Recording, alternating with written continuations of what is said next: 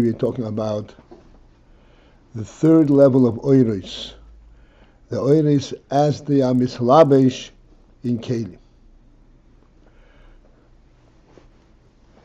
and there is quite a challenging task to recognize that although they are in kelim, they are still oiris.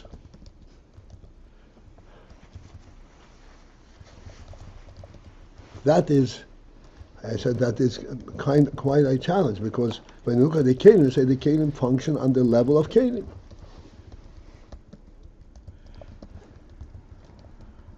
Like we say, how does a person walk? Puts one foot in front of the other and pushes himself on the ground based on friction, and he pushes himself and walks just like a robot walks. But we say no, that there's a big difference in this walking of the human being. There's an oir hanefesh.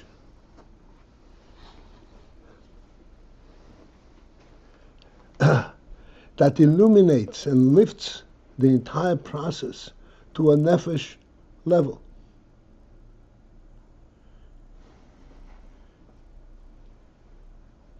He's walking because he wants to walk, he wants to move, he wants to get someplace.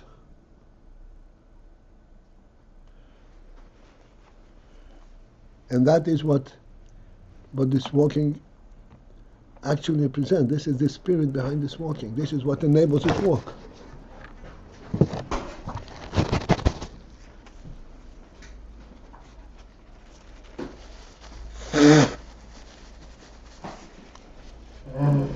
And the similar thing,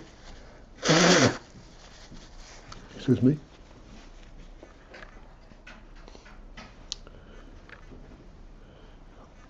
in the other finer koiches, chochmah, chesed, and gvura.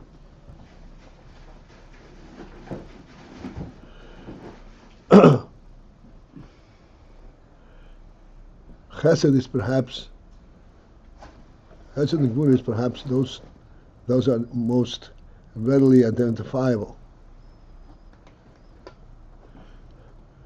The act of chesed, or the act of gvura, the positive and the negative.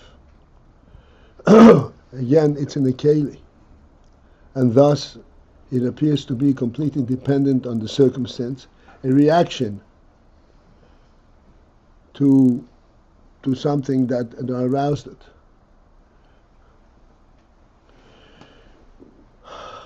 We say that's not true. There's an oir hanefesh in chesed, and oir hanefesh in gvura. There's a sense of a truth involved in doing chesed, or gvura, or chochmah peshua.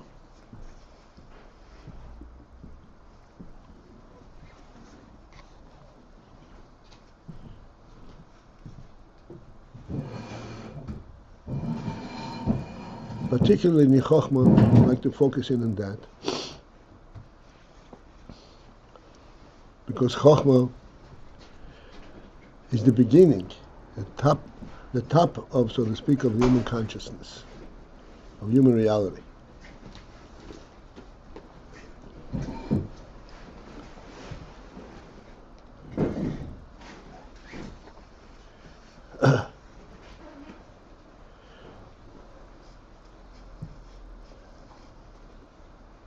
Chochmah, that principle of knowing a pure truth, just because it is true, not on the basis of any kind of a process.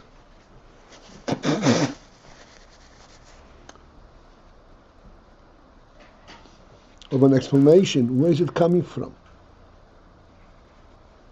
Why is it there? This is a koyach hanefesh.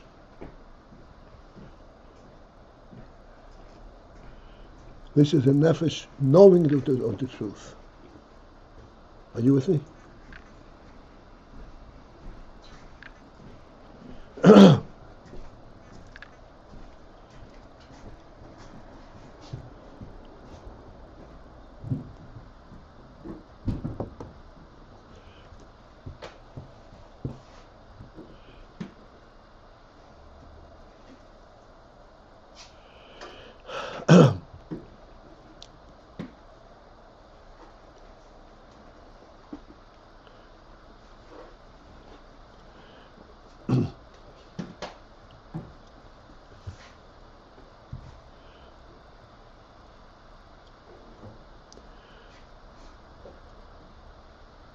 There's an important principle that we have to bear in mind. Identify first in our own intelligence, and bear in mind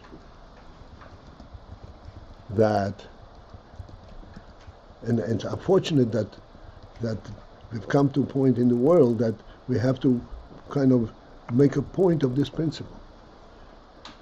The world is a godly creation. Everything in the world is a godly creation. And it continues to be godly inspired and made to be.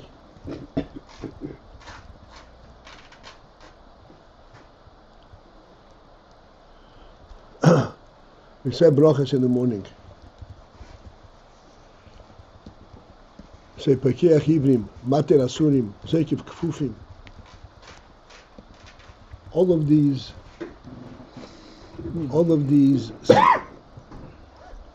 processes, all of these steps entail a physical action.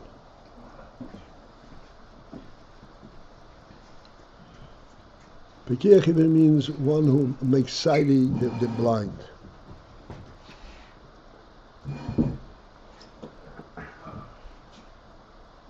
We may perceive our sight as a result of opening my eyes. And then there is the light that deflects from the objects and makes me see.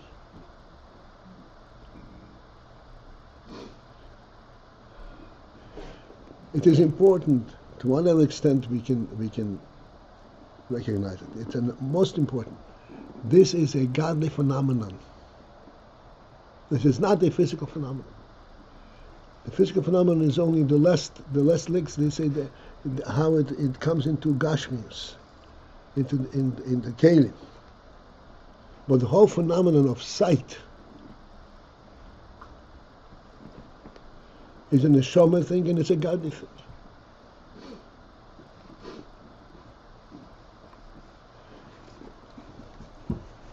And to kind of to give us a tangible means to recognize this, I'd like to say the following.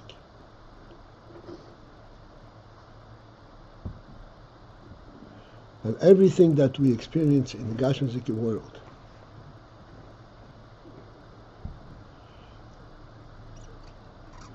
we tend to require a kind of a supportive proof, a personal experience that compels us to recognize this.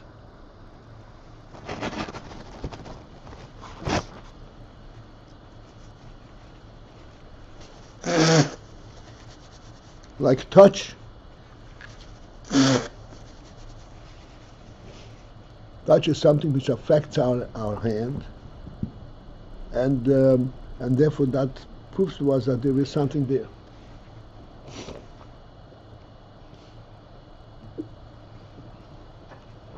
We know it by virtue of our personal experience, rather than by virtue of the fact that it is there. And here comes in the phenomenon of sight, where there is no personal experience involved. There's no necessity, there's no requirement. Somehow, we quote unquote trust our sight to the point where I don't need any substantiation. It's real. It's a different kind of reality. This is what chochmah is. It's a divine reality. It's a reality beyond proven world reality.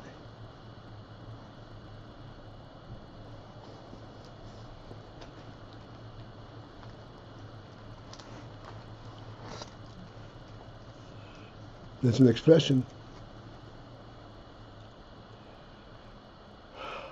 emes la mitoi. Everyone, I'm sure, heard this expression, emes la mitoi, the truth to its truth. What does the truth to its truth mean? There's a truth that is substantiated by my experience. I can readily see what happened. It makes sense to me. La mitoi means it itself compels me to recognize its truth. Not my experience or my how it affects me. Emes la mitoi is clearly a godly gift. Where else it come from? Everything in the world has to substantiate itself. This is la mitoi, it is true in and of itself.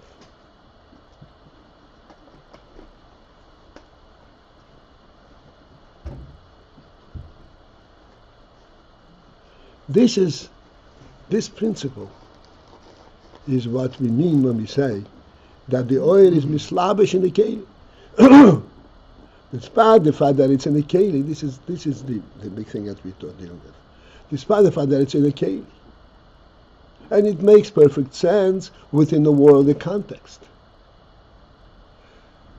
We have to recognize and go beyond the worldly context and see that no, in fact, that this represents the oir eliki.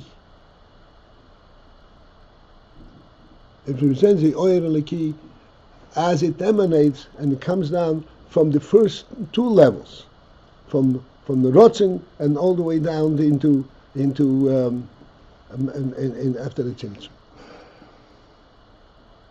And this is what we're actually experiencing.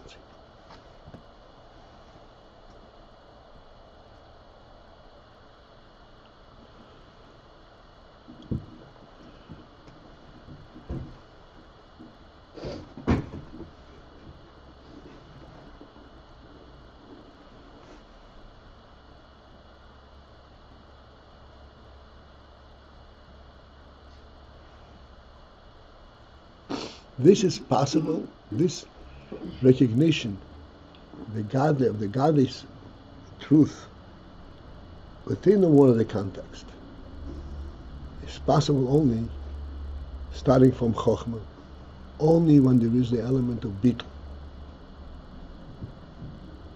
Bittul, in simple terms, means that one is completely gives up and is not interested in personal experience. He wants to know the truth. La mitoi, its truth.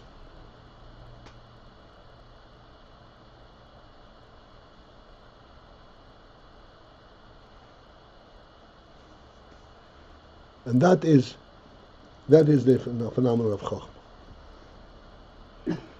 He takes the truth because it's true,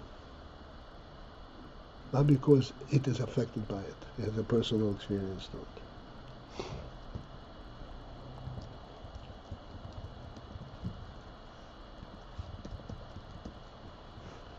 And this is what the Rebbe is explaining. It's an amazing phenomenon. That this which in truth is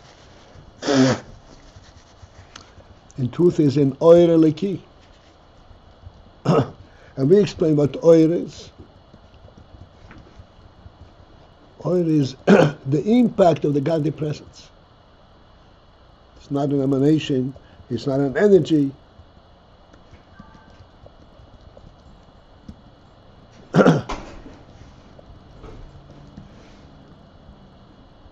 This Oiraki translates Mislabish in Keli and and substantiates the Keli itself. What words are we explaining here? And I have it. I just need. It would be helpful if I had like a reference point inside the. Okay.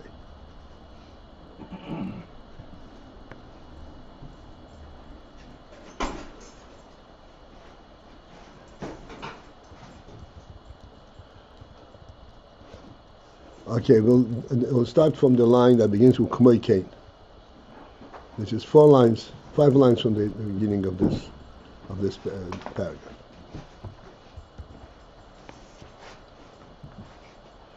Ukmoken ha'oiret kishein bekenim, the oiret when they are indicated, harei heim b'bchinas mitzi mahusa mitzi is double. The oiret are at this stage and have that qualifier that they are, the oiret themselves are mahusa mitzias. Although all the oil is an impact of the etzer, but then when it comes in the keli, it becomes it has an identifiable, almost like a tangible presence. B'bchinas oil ha-chochmah, the oil of chochmah, the oil, that which gives truth to chochmah. Oil ha-chesed and ha-gvura.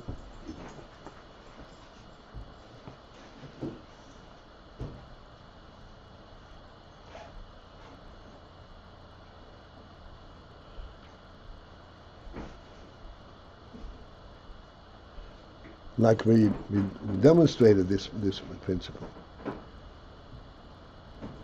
from the simple experience that we have, that when we look up on the sky,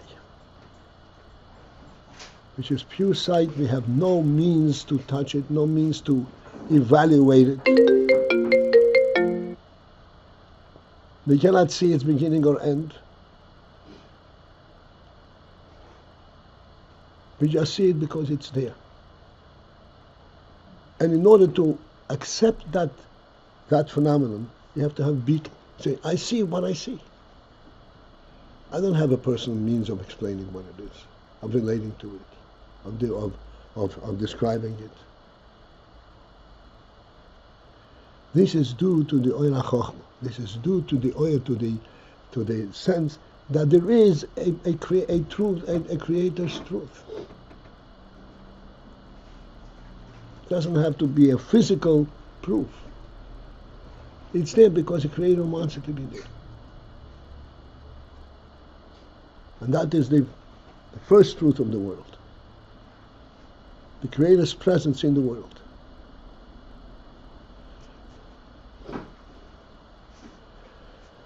And this is what Rabbi explains. Again, on the line that begins, this is a very important point, which is discussed elsewhere at length, that the chesed and gvura means which is two different tendencies. Like in terms of chesed and gvura, you say, if I take a penny and give it to the poor, this is an act of chesed. An act of chesed has a chesed appearance. It's called oira chesed. This chesed appearance is not due to the oira chesed itself. It is due to the fact that there is an act. There's an act that gives it that perspective. Gives it that color. It's like putting in water in a colored glass. So when you put water in a colored glass, the water appears to have the color of the glass. But it's not inherent in the water. The water has not become that color.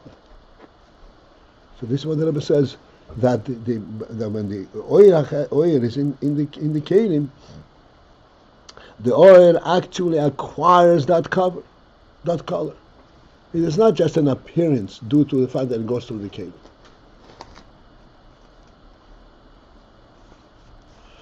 And in our terms, as we're trying to point out,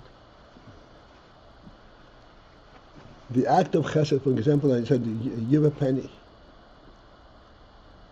There is a life element, a chesed, an oil element, a truth element behind that act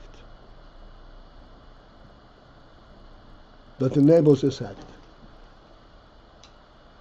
Enables means inspires this act and gives the act a sense of truth. That's in contrast to the glass creating color. That's right. This is the phenomenon of oiros mislapshim in kelim. It means it becomes, it actually goes down to the level of the kelim, becomes like the kelim, it seems to the kelim. Oil ha-chesed ha-yagbur, the way the oil is mitzad nefesh, it's much superior to that. It's a godly truth. But him it comes on the kelim, it actually is mislabesh and gets imbued and grasped by the kelim, to the point where it is, in fact, the oil itself is an oil of chesed. But okay, you might have thought what is this below Rak Mashanir the food governor kelim? You might have thought that the reality over here is just keli. And the oil is contained in the keli, so it looks like the keli. It has the color of the keli. In other words, this is very just like. Let's go back. Let's go to our most simple muscle, the walking. Walking is putting one foot in front of the other and pushing oneself due to friction. The one foot pushes against the ground, and that pushes me. That's what walking is in the keli level. That's the color of the keli. That's the color of the keli. Okay. And it mamish looks like he's walking, but this is not real. It's not real. Meaning it's not the full story. It's not real. It's not the reality of it. That's right. There's no oil to it. He says not only due to the color of the keli, but so there must be some. Doesn't that expression sort of imply there is some reality to it? What are you saying? What do you mean, Tony? No, I don't know. It just seems like it could It's be. not just that it appears like the color of the keli, but it is like it is. The oil becomes like the keli. The oil is truly involved in the keli. In other words, the oil actually relates to this giving of the penny.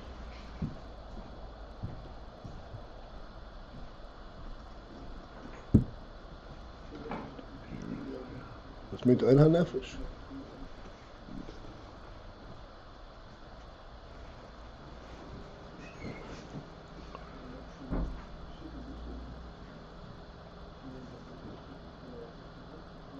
Like we said just now, as far as walking is concerned, walking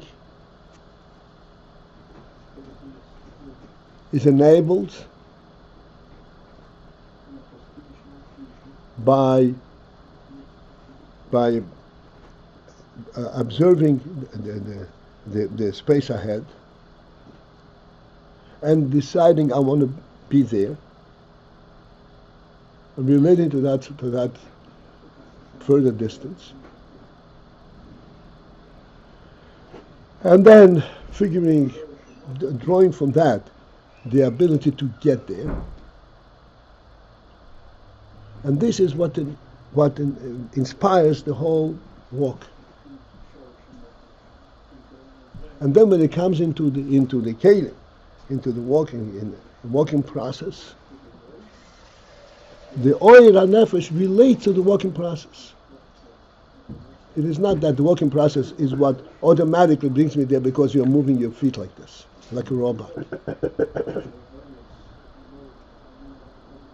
Bo'er HaNefesh recognizes that yes, this distance can be subdivided into steps, into step sizes. The Nefesh itself recognizes that it can be subdivided into steps, right? And this is how it actually comes about when you walk. You take one step at a time, but really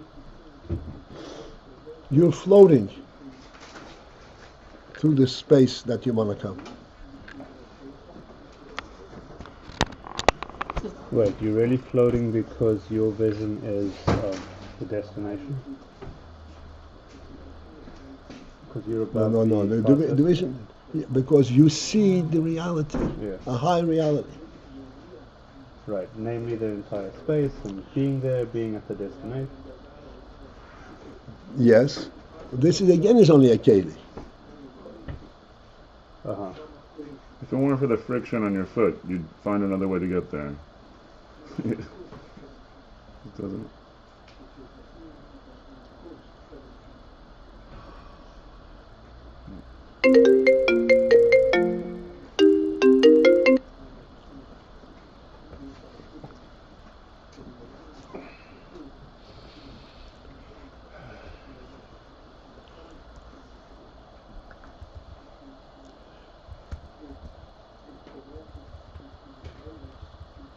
The reason that there is, just want to say it in words, I don't know how the reason that there is this space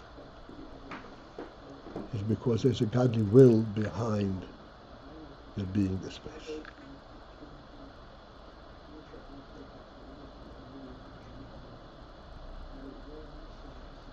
Space is not the result of observation.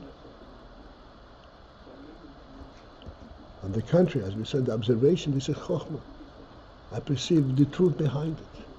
Not what I see, but what it represents.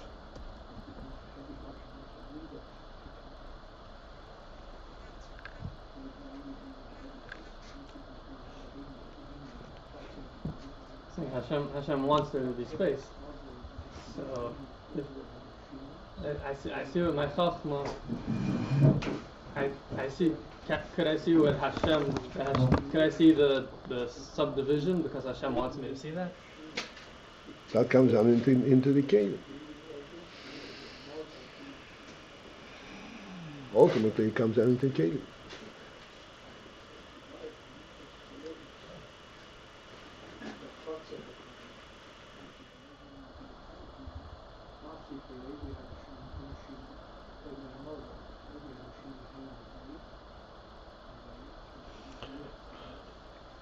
Bereshit bara Elokim es hashamayim v'es ha'aretz.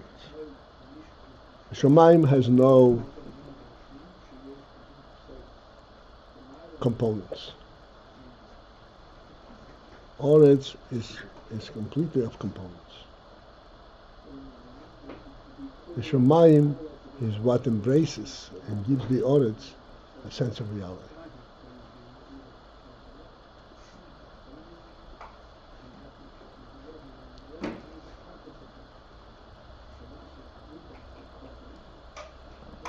But ultimately, that sense of reality stays with it, even when you're relating to components.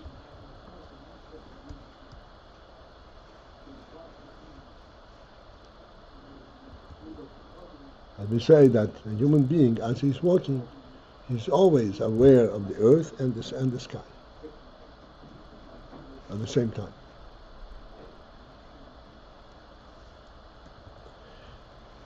Try my best. All I wanted is to bring out the principle that there is slapshus of oir. Oir means a fundamental truth, an impact of the truth in Kate. All right, this is it for this morning. Yeah.